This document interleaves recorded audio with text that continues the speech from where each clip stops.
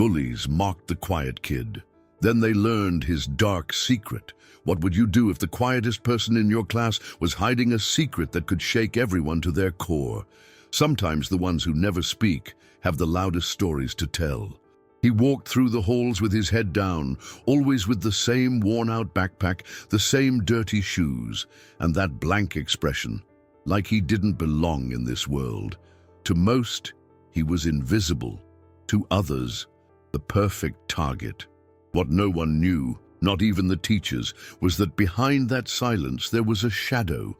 A dark story that once revealed would make everyone ask themselves, who was that quiet kid who never looked anyone in the eyes? Mateo was the kind of student no one really noticed, not because he lacked presence, but because he carried too much silence. He always sat in the last row by the window, like he wanted to be as far away from everything and everyone as possible. He never raised his hand, never joined group activities. His notebooks were always neat, but no one could say what his voice even sounded like. He was 16, with deep, dark eyes that seemed to hold 1,000 stories, and messy hair he never bothered to fix. He walked like he was carrying the weight of the world, and maybe he was. Teachers saw him as shy, classmates as weird, and the bullies, they saw him as easy prey. And in that school, if you didn't fit in, you were marked. Mateo didn't fight back. When someone bumped into him on purpose in the hallway, he just kept his head down and walked on. When they stole his lunch or kicked his backpack, he said nothing. And that was exactly what caught the attention of the school's worst trio, Leo, Julian, and Sergio.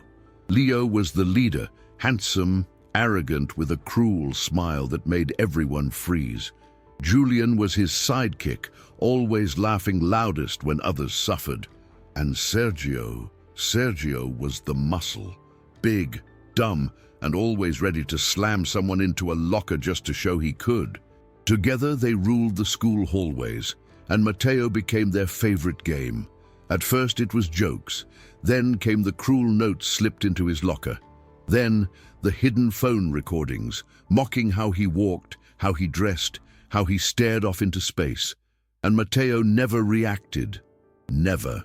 But what those boys didn't know, what Mateo's silence was hiding, was that every quiet look, every unspoken word, was part of something much bigger, something they would never ever see coming. There was a rhythm to the chaos Leo, Julian, and Sergio created. Like a twisted performance, every day had its act. They moved through the school like kings, owning every corner, every hallway, every lunch table. Teachers rarely intervened. They were charming when they needed to be, especially Leo, who knew exactly when to smile and when to strike. For Mateo, every day was survival. He'd leave his house 30 minutes early just to avoid them at the gate. He'd take the longest route to class, always hugging the walls. He knew where the cameras didn't reach. He knew where teachers took their coffee breaks. He'd learned all the escape routes, not for emergencies, but to avoid torture. But bullies like Leo didn't let up. The quieter Mateo stayed, the more aggressive they became. And slowly, their cruelty turned theatrical. One morning, as students filed into the cafeteria, Mateo walked in to find the entire room laughing. On every screen, a photo was displayed, his photo. Someone had taken a shot of him asleep during class, mouth slightly open, and photoshopped it onto a cartoon donkey. Across the top, the caption read, "Dumbest kid alive, now with 20% less brain." Julian howled with laughter. Sergio slapped his hand against the table. Leo, standing on a chair, took a bow like it was a stand-up performance. And Mateo just stood there. He didn't run, he didn't cry. He walked to his usual corner table, pulled out his sandwich and started eating. That scared Leo more than a scream ever could. "What's wrong with this freak?" Julian muttered.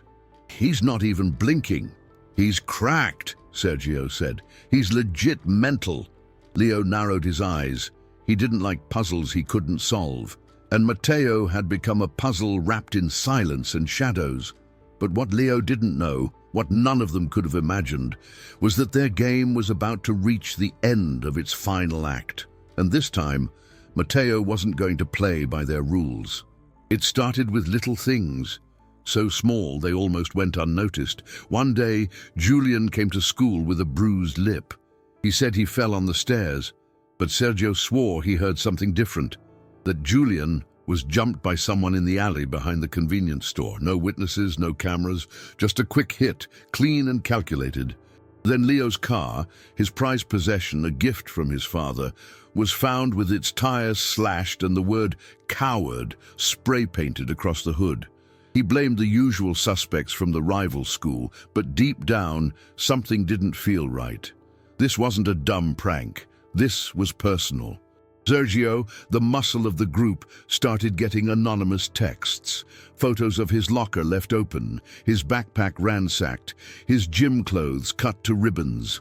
No threats, no names, just proof that someone had been watching him, up close. The bullying didn't stop, but it slowed. Something had shifted. Matteo, as always, remained quiet, but his silence now carried a different weight. He didn't just look tired. He looked focused. One afternoon, during science class, the teacher asked a complicated question no one could answer. Matteo, without raising his hand, softly spoke.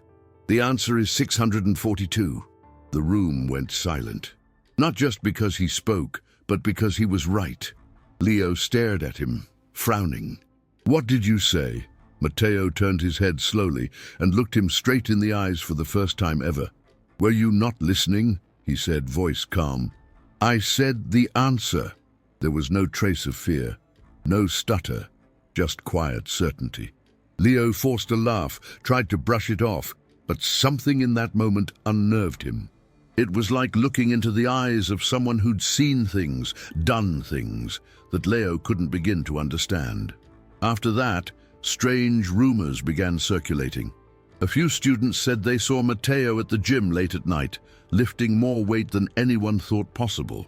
Others swore they saw him talking to a man in a black SUV outside school. Some said it looked like a government vehicle.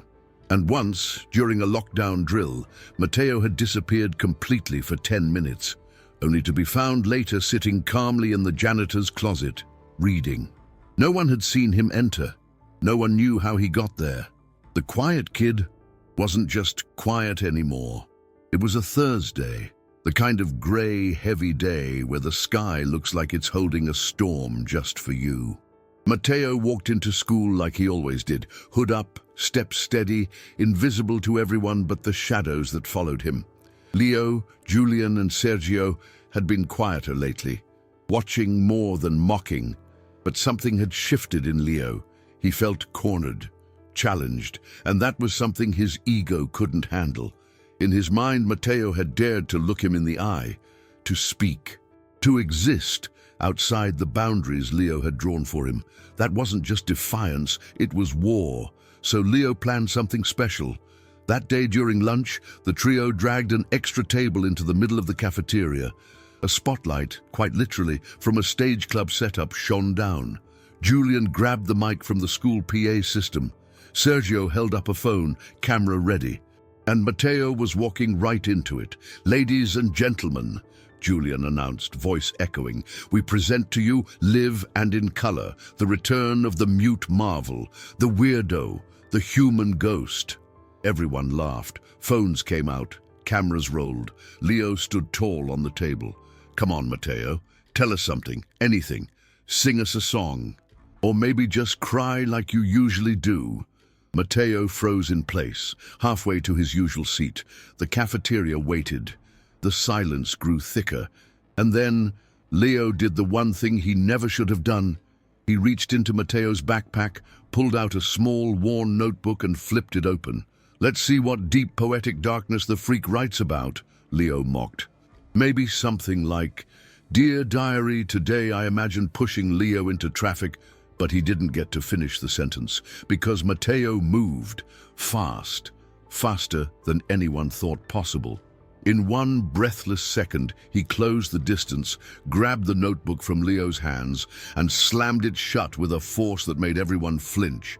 Not a punch, not a shout, just power, pure, precise control. Then he leaned in, close enough for only Leo to hear, and said, "I warned you." Leo stumbled back, eyes wide. Something about Matteo's voice. It was steady, cold, trained. The entire cafeteria was dead silent. Matteo turned, walked to the trash can, and calmly threw the notebook in. Then he walked out the front door. No teacher stopped him. No student dared speak. In that moment, the entire school understood. Something was coming, and it wasn't going to be pretty. The next day, Matteo didn't come to school. Whispers filled the halls. Some said he'd been expelled. Others swore he was suspended. A few claimed they saw him taken away in a black SUV. Again, the truth. No one knew, and that made people nervous. But Leo wasn't nervous. He was furious. He felt humiliated, powerless, and that wasn't something he could tolerate, so he dug deeper. He told his father, a local police officer, to look up Matteo's records. Nothing, no address history, no school records from before 9th grade. Just a name and a blank slate. That night, Leo's curiosity got the better of him. He waited outside Matteo's neighborhood, parked across the street, camera in hand. At 2:13 a.m., the garage door of Matteo's house opened. But it wasn't his mother or father who came out. It was Matteo, dressed in all black, gloves, boots, military-grade duffel bag slung over his shoulder. And he wasn't alone. A tall man in a suit stood beside him, broad shoulders, clean cut. The kind of presence that screamed intelligence agency or covert ops. They didn't say a word. They just exchanged something, what looked like a tablet. And then the man nodded and left. Matteo turned, looked straight at Leo's car, even in the dark. Leo panicked, slammed the door shut, tried to reverse, but his tires wouldn't move. His car had been clamped. The next morning, the school was different. Matteo was back. He walked in through the main entrance, past everyone, calm and deliberate. He wasn't wearing his hoodie. His posture was straight. His expression, focused, dangerous. He didn't look like a high school student anymore. In the middle of first period, an announcement came over the speakers. "Leo Garcia, please report to the principal's office immediately." Leo stood, confused. As he exited the room, he passed Matteo, who for the first time smiled. Inside the office, waiting for Leo, were two men in suits, federal. "Mr. Garcia," one of them began, "we're investigating a string of cyberbullying incidents and digital harassment. Your online activity has triggered a federal flag." Leo's blood turned cold. Behind them, on the desk, was a file, thick, stamped and labeled, "Confidential Operation Shadow." Leo caught a glimpse of a photo clipped to the front. It was Matteo, but not as a student. He was wearing a tactical uniform, standing next to a group of agents. Underneath the photo, Junior Intelligence Program, Level 5 clearance. Matteo wasn't just a quiet kid. He was being trained by the government, a youth recruit, a prodigy in cyber defense and covert operations. And now, his silence made sense. The truth was out, but it didn't bring peace. If anything, it made the school colder, quieter. Everyone looked at Matteo differently now. No more whispers, no more laughter, just wide eyes and careful steps. Leo? He was suspended, pending a full investigation. His laptop was seized, his phone wiped, and his father couldn't pull the strings fast enough. The bullies had crossed a line, and now the consequences weren't just detention, they were legal. Julian and Sergio tried to distance themselves, claimed they were just following Leo. But videos began surfacing, old ones, proof of every joke, every assault, every digital smear campaign they took part in. Somehow, Matteo had all of it, organized, time-stamped, and uploaded anonymously to the school board. Their reputations crumbled overnight. But Matteo never gloated. He didn't seek applause or revenge. He didn't threaten. He didn't even speak to them again. Instead, he went back to his spot, last row by the window. Except now, people left that entire row empty. One day, Sergio approached him, nervous, ashamed. "Man, I didn't know. I was just being dumb. I'm sorry." Matteo looked at him, calm. It's not me you should be apologizing to. It's everyone else you hurt trying to impress people who didn't care about you." Then he turned back to his book, and that was the end of it. Justice had been served. Not with fists or threats, but with intelligence, patience, and quiet power. The same silence they once mocked had become the thing they feared most. Weeks passed. The school hadn't just changed, it had evolved. The hallways no longer echoed with cruel laughter or shouts from bullies. There was a stillness now, a strange peace. The kind that comes after a storm has passed and left everything different. Matteo remained the same in many ways, quiet, observant, deliberate. But something in his presence had shifted. He no longer avoided eye contact. He walked taller, spoke when needed, and when he did, people listened, not because of fear, but because they finally understood respect. Teachers began noticing the ripple effect.